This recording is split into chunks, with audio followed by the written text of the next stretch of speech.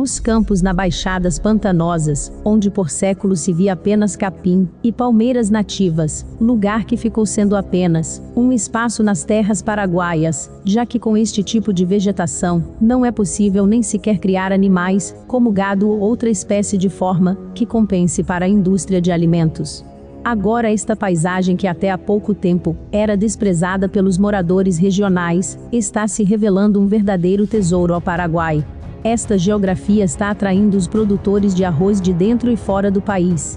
Com a cultura europeia de aproveitar todo o potencial de produção, principalmente os descendentes de ucranianos, estão transformando brejos abandonados em gerador de alimentos e de riqueza.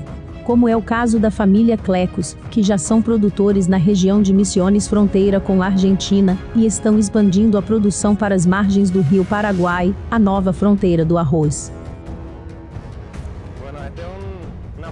Bom, esta é uma parcela do arroz IRGA 424. Esta é uma das variedades muito cultivada aqui no Paraguai. Nós semeamos no início de setembro. Então agora já está chegando na etapa da maduração, é a etapa final. Nós já estamos começando a parte da colheita. Este é um arroz totalmente irrigado. Nós, particularmente aqui, a nossa empresa, usamos a água do rio Manduvirá. É um rio que faz parte da bacia do rio Paraguai. Daqui onde nós estamos, dá 15 quilômetros até o rio Paraguai. Mas isso em linha reta. Se for fazer as curvas do rio, fica um pouco mais longe. A produção aqui, no estado de Cordilheira, a média da produção aqui nesta região é muito boa. Nós temos uma média de 7.500, 7.300 quilos. Então, entre o arroz mais cedo e o mais tardio, dá uma média de 7.300 quilos por hectare. Os arroz, quando dá uma boa produção, chega a 9.000 quilos por hectare. Esta é uma parcela que nós fizemos o melhor tratamento com herbicidas. Esta aqui nós temos uma aplicação de Roundup. Então aqui nós colocamos, antes dos 5 dias do plantio, nós fizemos uma aplicação de Roundup. Então depois faz o plantio, depois nós adicionamos também uma outra aplicação de Clomosone. Esses são os herbicidas pré-emergentes.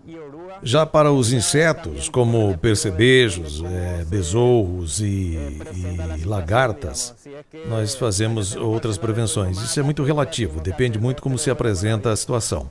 Teve outras parcelas aqui que nós tivemos que fazer mais aplicações, já fizemos uma aplicação de pulverização com avião. Então, nesse caso aqui, nós tivemos apenas uma aplicação. Essa é uma parcela mais recente, foi plantada um pouquinho mais tarde. Então, fazendo análise, não registramos nenhum caso de ataque de outros insetos, apenas uma aplicação para o controle de lagartas. Aqui, praticamente, nós fizemos uma aplicação de 55-25 e daí, em seguida, mais 185 quilos de ureia por hectare. Então, comparando esta região com outras regiões, por exemplo, a região do sul do Paraguai, essa é uma região muito fértil. Aqui na bacia do rio Paraguai, as terras são muito férteis. Nós estamos aqui já preparados para começar a nova colheita, do período de 2019 e 2020. E estamos com uma boa perspectiva. Nós estamos esperando um bom rendimento para esse ano. Nós esperamos que esse ano também o clima seja favorável e já estamos tendo menos chuvas. O ano passado foi muito castigado de chuva, teve chuva demais. Tivemos até algumas inundações nas regiões mais baixas. Agora sim, estamos tendo um clima bastante favorável para essa safra. Estamos esperando que o tempo acompanhe desta forma. Então, para esse ano nós estamos também com a expectativa de conseguirmos novos mercados, que tenhamos bom preço para esta safra, porque o ano passado para nós foi difícil, não tivemos bons preços. E a nossa expectativa é de que tenhamos bons preços para essa safra. Bom, a preparação deste ano nós ampliamos 600 hectares. O ano passado nós fizemos um plantio em 1.900 hectares. Este ano nós vamos atingir 2.500. Este ano foi bem mais fácil fazer a preparação para esta safra. Bom, na questão ambiental, nós temos a licença, otorgada pelo Ministério do Meio Ambiente. Nós temos um reservatório de água que é do tamanho de 280 hectares. Essa água é bombeada do rio Mandovirá, então a água é distribuída para as parcelas de arroz mediante a gravidade. Esse reservatório ele funciona como um fusível. No caso que o rio esteja muito baixo, então tem a água do reservatório para irrigar a plantação. E assim então a gente pode ter mais tempo de irrigação enquanto não chove. Nós fizemos uma análise das águas que saem do rio praticamente a cada 2 meses. Isso quer dizer que nós fazemos 3 ou 4 vezes durante todo o tempo do cultivo. Então nós enviamos ao laboratório e em seguida nós apresentamos ao plano de gestão ambiental. Isto é para o Ministério do Meio Ambiente. O análise de água que nós fizemos, geralmente é comprovado que a água que sobe do rio e é utilizada nas plantações, quando volta para o rio, ela volta mais limpa ainda do que quando subiu. Porque a água que é estacionada no reservatório, que são 280 hectares de reservatório, essas águas ficam em meio a bastante vegetação aquática, são plantas que crescem em meio à água. Então a água fica com uma quantidade bastante alta de oxigênio, então ela vai para a irrigação e volta novamente para o rio. E a água que volta para o rio volta sem contaminação. Nós podemos observar isso também quando a gente vai pescar. A quantidade de peixe que existe nos canais é incrível. E também no reservatório de água, a quantidade de peixe é impressionante.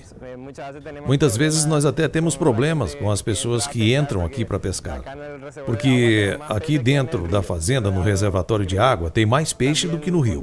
É algo realmente incrível. Também nós temos a plantação de eucalipto, porque aqui na nossa região não tem árvores de floresta. Então, na gestão ambiental também é proposto o cultivo de 50 hectares de eucalipto. A nossa plantação está em 2.500 hectares, mas a nossa meta é chegar a 3 e até a 3.500 hectares. Aqui nesta região de pântano tem uma forma particular. Geralmente as árvores estão em pequenas ilhas dentro da propriedade.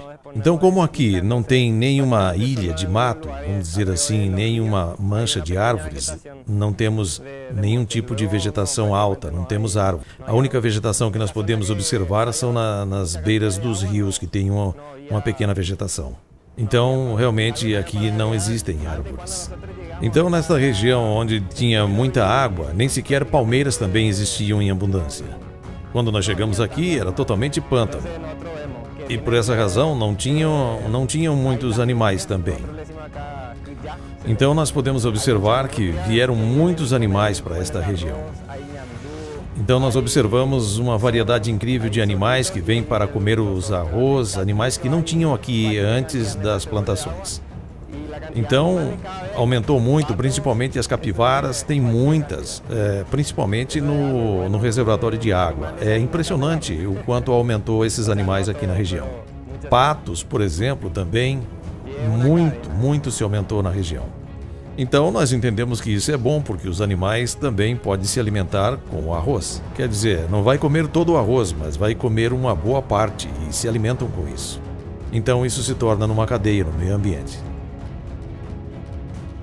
As terras baixas do Paraguai, além de ser excelente para produzir arroz, o grão tem sabor e nutrientes mais elevados do que de outras regiões, pois as terras nestes vales são muito férteis. A água que irriga as lavouras transporta uma fertilização natural que faz dos grãos especiais para o consumo humano. O Paraguai produz uma média de 1 milhão de toneladas de arroz por ano. 60% deste total vai para o mercado do Brasil, o que corresponde a uma média de 600 mil toneladas ano, consumida pelos brasileiros.